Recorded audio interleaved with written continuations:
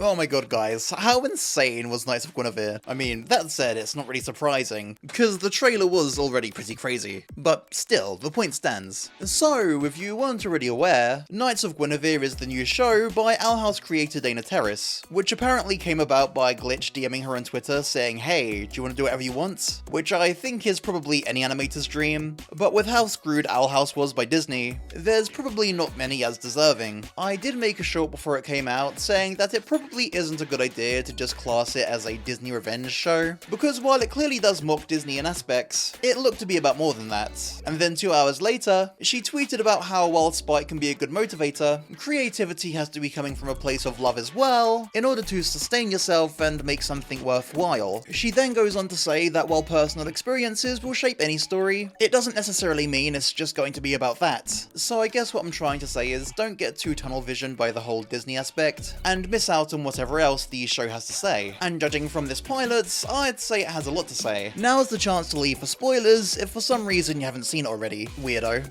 So the leads. I found both Frankie and Andy to be very likeable. They're kind of your typical opposites attract duo, with Frankie being this easygoing idealist, and Andy being a highly strung realist. For a show that's gonna be grittier, I was surprised how much humour these characters were written with, but it was honestly welcome and didn't bring me out of it. The jokes are just kind of like natural extensions of who they are. I'm someone who appreciates levity in my serious shit, and the parts that were meant to be funny were indeed funny. Meanwhile, every new planet is getting terraformed, and soon there'll be no place untouched by the light of commerce and amusement-tainment.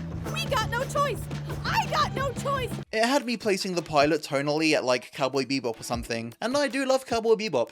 You can relate to them both in different ways. Frankie is desperately trying to hold on to the hope and wonder that Gwen gave her all those years ago, but the reality is the people who sold those dreams to her are the ones screwing her over the most. Andy, on the other hand, represents someone disillusioned with such promises, but she does realise that the only way to get by is to comply, becoming a cog in the corruption machine, although it's clear she harbours resentment and even guilt for benefiting from such a system, which she seems to take out as anger in other people. I feel as if the show will reach some sort of middle ground with their views, where it says something like, don't be blinded to the truth by your dreams, but don't let go of your dreams either. But more importantly, don't give up on fighting the injustice. Maybe? Whatever the case, I'm sure their mindsets will clash at some point or another. So I'll be honest, Frankie was significantly more interesting than Andy for me, maybe because she is just like a bit more energetic and fun, but especially as she's just kind of generally more active as a character, Andy in comparison seemed almost entirely reactive. Don't get me wrong, there are definitely fun things about her, and arguably she gets the best jokes. She just kind of feels like she's along for the ride. I don't expect the imbalance to last long though. The episode was very much meant to be about Frankie, I think, and I have to imagine that the next episode or so will be more about Andy.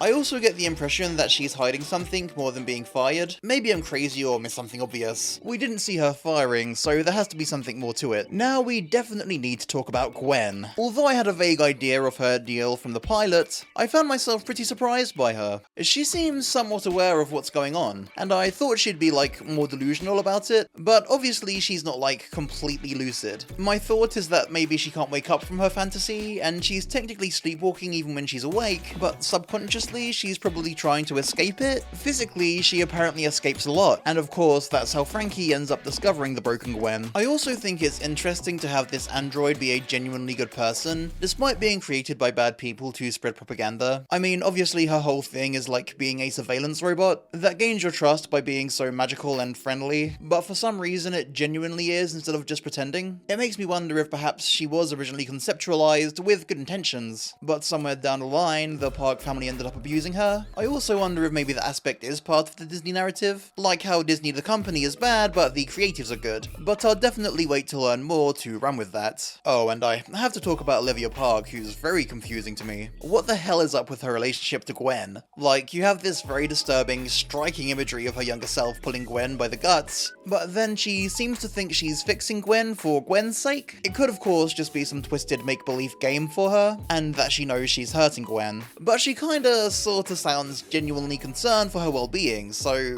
who knows. My first thought when I see a fucked up kid in these things is that they probably have a sympathetic reason for it, even if she isn't necessarily going to be redeemable. all. I mean, we're already told that something terrible happened in her past. Maybe something to do with her mother? Maybe Gwen was based on her mother. Okay, I'm getting way too ahead of myself. This is all to say that the mystery aspect of this show is very compelling. The world itself also seems pretty fun so far. I'm a big fan of stylistic sort of really out there shit when it comes to sci-fi, which was par for the course with the Gwen stuff we already knew about, but I thought the style of the technology was really captivating. Namely, I love the cute little Game Boy-ish hacking device. I definitely want to see more stuff like that. But yeah, I'm really glad they didn't just do like advanced, boring modern stuff. The politics are also rather intriguing. Andy gets called a crownie, which presumably is a derogatory term for someone who works for the monarchy, or at least those higher up in the chain, which is definitely going to comment on how you need to be a part of corrupt systems in order to survive them, and the dubious morality that entails. And then you have people like Frankie, who despite being disproportionately affected by that system, still idolize what the people at the top promise. And while yes, this applies to Disney as well, this is clearly taking more broader strokes at capitalism as a whole. Oh, and speaking of capitalism's evils, the show makes it very clear that Park Planet is making these people extremely fucking sick, which again, like in real life, disproportionately affects the people who work at the bottom, like factory workers, who are exposed to the toxic power supply. I think this stuff even causes Frankie to hallucinate, which is pretty alarming. I love the subtle world-building detail of Andy's saliva not having blue gunk when she shakes Sparky's hand, because obviously being a crownie, she has a much better quality of life. Oh, and Sparky is hot, by the way. I am weak to big rugged men, and lucky for me, he seems to be gay. I love to win. So now let's talk about how the pilot holds up as a whole. Structurally, I think it's very well paced. As soon as I was worried we were going to hang around on where these people are in their lives a bit too long, it moved right along to the next plot point. The exposition of what's gone down in this world since Olivia took over happens with a lightning fast montage at the start, which feels super snappy and gives you the right amount to not be lost. I like that everything we learn about the girls is interwoven into the plot and doesn't feel like a tangent. What I will say is that the pilot is mostly set up,